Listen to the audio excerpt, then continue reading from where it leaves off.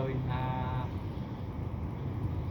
Try nating front, yung ito split, dito yung pang malakasang split kasi pa tayo tawag dito, matagal-tagal nating di ba in-ensayo ba, kaya mag-umpisa tayo sa muna, front. Dahan-dahan lang muna kasi hindi ba pwede natin biglain, baka ma-dislocate yung natin dito. Hirap kasi, hindi rin kasi makinis, wala kasing sapin eh. Masakit sa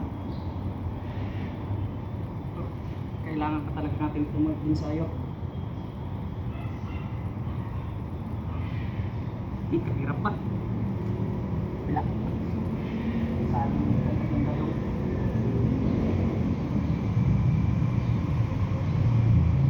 malalayan natin ang bukod kasi pagdating yung simento hindi pa talaga dito makaya yung sagad.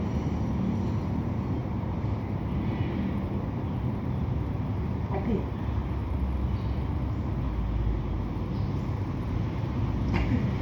Kalupuhan talaga ng buhay eh.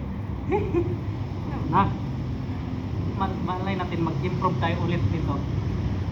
Dati kasi kaya ko pa to eh. Sakit kasi, hanap tayo ng ibang nito.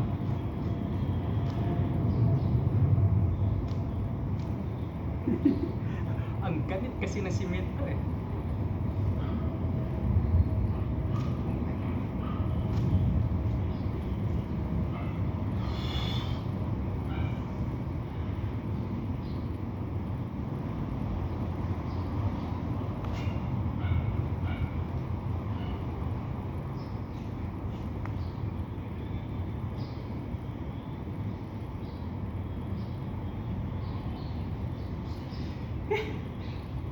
Hirap pag-practice dito, kailangan doon sa gym kasi maiksi lang kasi oras eh, gipit sa oras.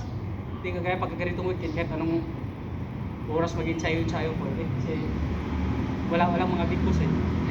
Ay pwede mo na pakuyakoy. Kasi lang wala rin kasing sapin.